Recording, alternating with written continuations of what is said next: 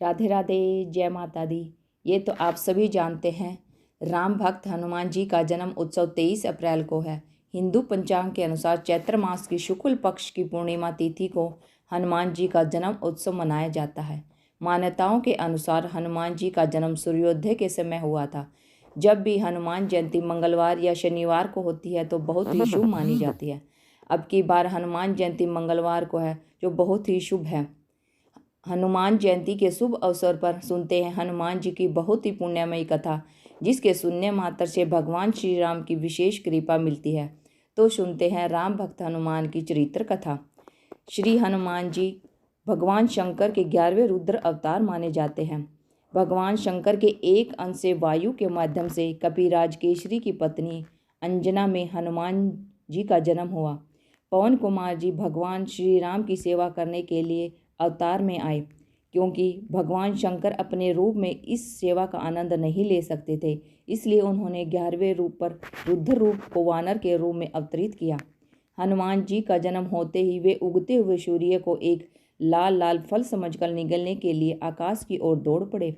उस दिन सूर्य ग्रहण का समय था और राहु ने देखा कि कोई व्यक्ति सूर्य को पकड़ने की कोशिश कर रहा है।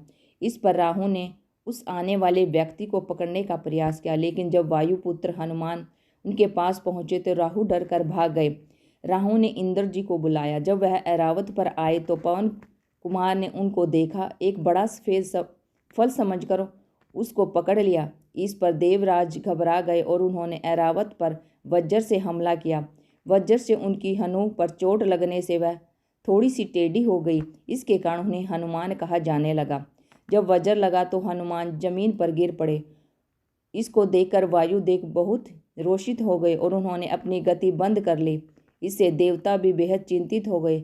अंत में सभी लोकपालों ने हनुमान को अमरता और अग्नि, जल, वायु आदि से सुरक्षित रहने का वरदान दिया, जिससे वायुदेव बहुत ही खुश हुए। हनुमान जी को ऋषियों ने दिया श्राप।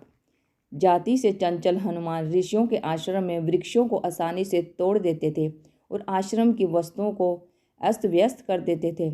इसके कारण ऋषियों ने उन्हें श्राप दिया, तुम अपनी शक्ति का अहंकार करते हो, तब तुम सब भूल जाओगे। जब कोई तुम्हें याद कराएगा तभी तुम्हें अपनी शक्ति की अहमियत समझ में आएगी। इसके बाद हनुमान एक साधारण वानर की तरह रहने लगे। माता के आदेश पर वे सूर्य नारायण के पास गए और वेद, वेदांग और अन्य शास्त्रों का अध्ययन किया। इसके बाद वे किष्किंधा में आकर सुग्रीव के साथ रहने लगे। सुग्रीव ने उन्हें अपना निजी सचिव बना लिया। जब बलि ने सुग्रीव को मार दिया तो भी हनुमान सुग्रीव के साथ बने रहे। सुग्रीव को मारकर भगाने के बाद सुग्रीव के सभी साथी ऋषिमुख पर रहते थे। जब बचपन में थे तो बार बार माता अंजना से यह गुजारिश करते रहते थे कि अनादि रामचरित कथा को सुनाएं। उन्होंने अध्ययन के समय वेदों और पुराणों में श्री राम की कथा को भी पढ़ा था। जब वे किष्किंधा पहुँचे तो उन्हें पता चला कि परमात्मा ने अयोध्या में अवतार धारण किया है। तब वे बड़ी बेताबी से अपने स्वामी के दर्शन की प्रतीक्षा करने लगे। श्री राम से हनुमान जी का मिलन। श्री हनुमान जी जन्म से ही माया के बंधनों से पूरी तरह अलग थे। वे हमेशा अपने प्रिय स्वामी श्री राम के ध्यान में लगे रहते थे। एक दिन श्री राम अपने छोटे भाई लक्ष्मण के साथ रावण द्वारा सीता जी का अपहरण के समाचार से विचलित हो गए। उन्होंने सीता जी को ढूंढने का निश्चय किया और ऋषिमुख पर्वत के पास पहुंचे। सुग्रीव थोड़ी सी चिंता में था, क्योंकि वह सोच रहा था कि बलि ने उसके जीवन को खतरे में डाल दिया हो सकता है। इसलिए उसने हनुमान जी को बलि के पास जाकर स्वागत करने और जानकारी प्राप्त करने के लिए भेजा। हनुमान जी ने अलग वेश धारण कर भाव से यह मिशन स्वीकार किया और बलि के संपर्क में आए। जब वे बलि के सामने पहुंचे तो उनकी पहचान की तो उन्होंने तुरंत ही श्री राम के चरणों में गिर पड़े। श्री राम ने उन्हें अपने हृदय से लिपटा लिया और प्यार से उनका स्वागत किया। इसके बाद हनुमान जी ने श्री राम के चरणों के पास ही अपना स्थान बना लिया। पवन पुत्र जी की प्रार्थना से भगवान ने सुग्रीव से मित्रता की और बलि को पराजित करके सुग्रीव को किष्किंधा का राज्य पुनः प्राप्त करने का मौका दिया। जब जामवंत जी ने हनुमान जी को उनके बल का स्मरण कराया, राज्य भोग के समय सुग्रीव को परमत देखकर हनुमान जी ने सोचा कि सीता की खोज में उनकी मदद करनी आवश्यक है। वह वानरों को एकत्रित करने के लिए कार्यशील रूप से कदम बढ़ाया। श्री राम ने उन्हें अपनी मुद्रा का चिन्ह दिया, जिससे वह उनके प्रति निस्संदेह निष्ठा रखते थे। जब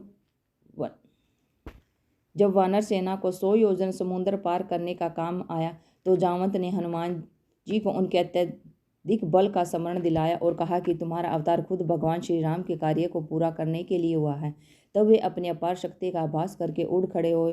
उन्होंने देवताओं द्वारा भेजी गई नाग माता सुरसा को संतुष्ट करके राक्षसी सिंहिका को मारकर जिनके उन्हें बल और बुद्धि का ज्ञान मिला, हनुमान जी ने लंका पहुंचने के लिए कठिनाइयों का सामना किया। वे लंकनी को एक घूंसे में सीधा करके छोटे रूप में बदल गए।